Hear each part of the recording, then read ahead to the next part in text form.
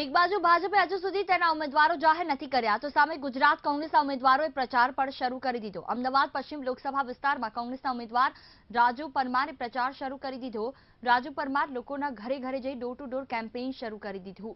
કોંગ્રેસે વહેલા નામ જાહેર કરતા ઉમેદવારોએ ચૂંટણી પ્રચાર શરૂ કરી દીધો છે। રાજુ પરમારે લોકો સાથે સીધો સંપર્ક કરવાની શરૂઆત કરી દીધી।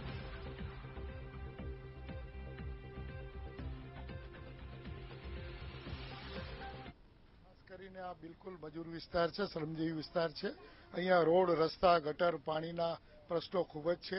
घणी वखत गंदू पाणी पण आवतुं होय छे अने आपणे जोयुं हशे के जे रोड अने लाइटनी व्यवस्था, रोडनी व्यवस्था अने पाणीनी व्यवस्था व्यवस्थित थाय ए बेઝિક प्रश्नो आ लोकोना छे।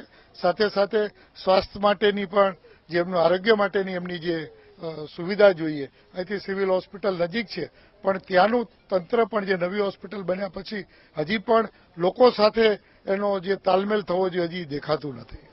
ચૂંટણી પ્રચારની શરૂઆત થઈ ચૂકી છે અને અમદાવાદ પશ્ચિમના જે કોંગ્રેસના ઉમેદવાર છે રાજુ પરમાર એમના દ્વારા હવે ડોર ટુ ડોર જે કેમ્પેઇન છે એની શરૂઆત કરી દેવામાં આવી છે।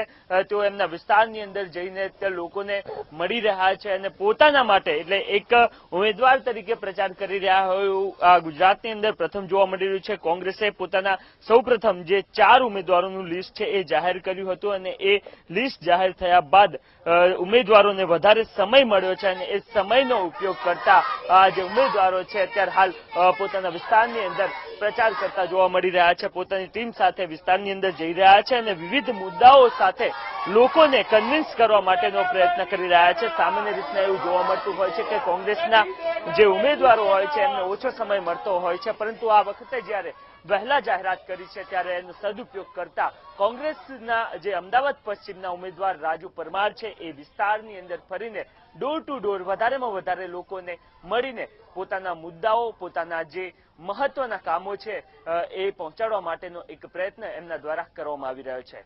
કેમેરામેન રાજુ ગઢવી સાથે નરેન્દ્ર રાઠોડ, વીટીવી।